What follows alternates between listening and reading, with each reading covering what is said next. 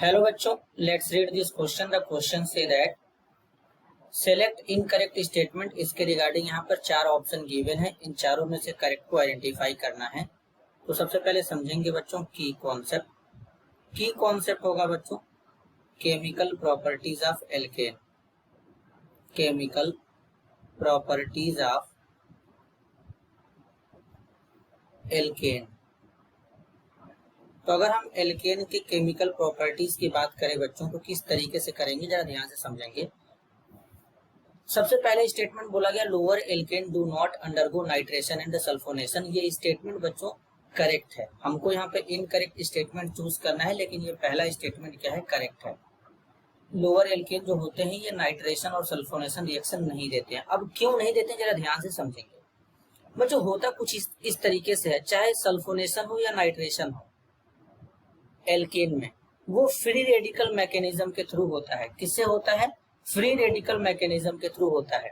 सबसे पहले क्या होगा, जैसे नाइट्रिक एसिड है तो इसको इस तरीके से लिखेंगे। यहाँ पर टेम्परेचर हाई रहेगा बच्चों, हाई टेम्परेचर रहेगा यहाँ पे, और यहाँ पे हाई टेम्परेचर रहेगा। अब यहाँ पर क्या होगा, जब टेम्परेचर हाई रहेगा तो यहाँ पर ये बॉन्ड होमोलिटिकली क्लीवेज होता है, ब्रेक होता है कुछ इस तरीके से। जब बॉन्ड होमोलिटिकली ब्रेक होगा तो कुछ इस तरीके से ब्रेक होगा। यहाँ पर एक OH रेडिकल और दूसरा NO2 रेडिकल बनेगा। अब एल्केन में बॉन्ड को ब्रेक कराएंगे तो इस तरीके से होगा होमोलिटिकली ब्रेक। तो यहाँ पर क्या होगा, R रेडिकल बनेगा, H रेडिकल बनेगा। इस तरीके से यहाँ पे रेडिकल जनरेट होंगे बच्चों।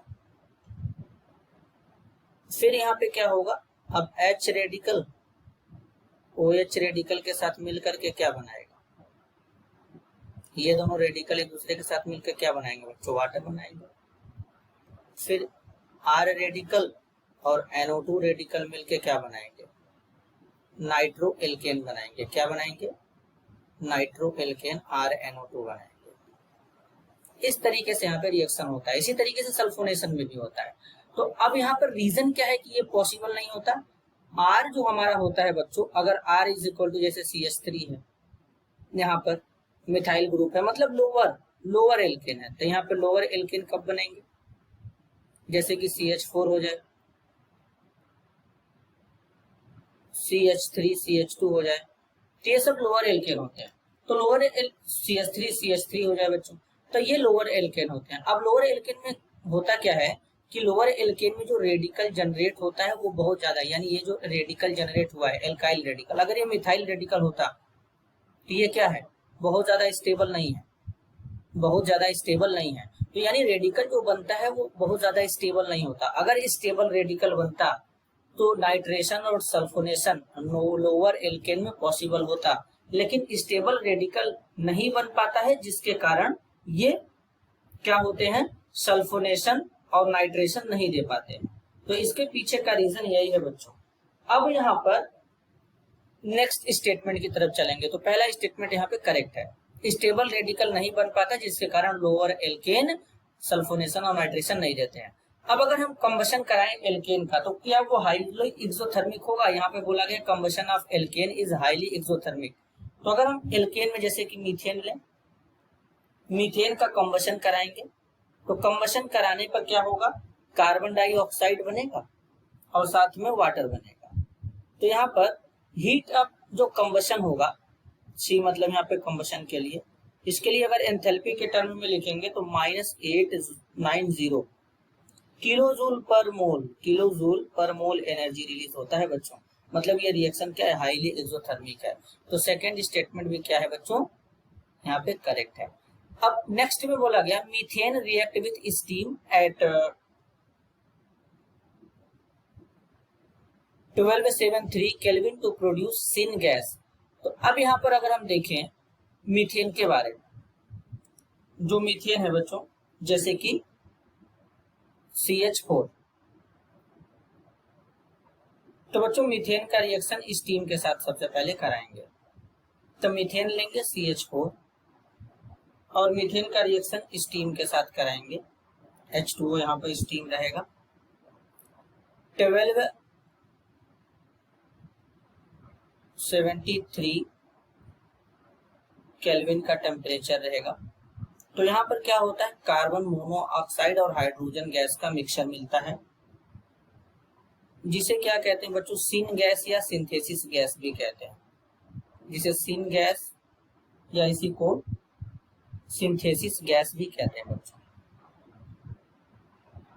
या इसी को वाटर गैस भी कहते हैं बच्चों। जो CO और H2 का मिक्सचर होता है इसे वाटर गैस कहते हैं। तो इस तरीके से यहाँ पर क्या होता है, सीन गैस का फॉर्मेशन होता है। कब? जब मीथेन का स्टीम के साथ रिएक्शन कराएंगे तब। तो यानी यहाँ पर ये जो थर्ड स्टेटमेंट है ये भी क्या है, करेक्ट है। फोर्थ स्टेटमेंट बोला गया isomerisation of alkane required only Cr2O3 as a catalyst. तो अगर हम बात करें बच्चों आइसोमेराइजेशन के बारे में, तो जैसे कि आइसोमेराइजेशन में एन हेक्सेन लेंगे, CH3 CH2 4 CH3। अब इसका क्या कराएंगे, एन हेक्सेन का आइसोमेराइजेशन रिएक्शन कराएंगे तो दो आइसोमेरिक प्रोडक्ट बनेंगे और यहाँ पर एनहाइड्रस AlCl3 HCl लेंगे। तो रिएक्शन होगा तो यहाँ पे बनेगा CH3 CH3 CH2, यहाँ पर हो जाएगा बच्चों 2 टाइम्स CH3। अब यहाँ पे क्या बनेगा, एक प्रोडक्ट और CH3 CH2 CH CH3 CH2 CH3। ये दोनों प्रोडक्ट जो है बच्चों यहाँ पर एक दूसरे के आइसोमर बने हैं, क्योंकि दोनों में मॉलिक्यूलर फॉर्मूला सेम है। नंबर ऑफ कार्बन 1 2 3 4 5 6 है ऊपर में भी, और यहाँ पर भी 1 2 3 4 5 6 कार्बन, मतलब कार्बन और हाइड्रोजन का नंबर सेम है। तो ये दोनों एक दूसरे का आइसोमेरिक प्रोडक्ट होंगे। तो इसमें बेसिकली अगर हम बात करें तो इसमें कैटलिस्ट क्या यूज कर रहे हैं, एनहाइड्रस AlCl3 यूज कर रहे हैं बच्चों HCl के साथ में, जबकि यहाँ पे बोला गया Cr2O3 बोला गया है। तो ये स्टेटमेंट यहाँ पे गलत हो जाएगा। तो यानी यहाँ पर जो इनकरेक्ट स्टेटमेंट होगा क्या होगा, option 4। This is your answer. I hope you understood it well. All the best.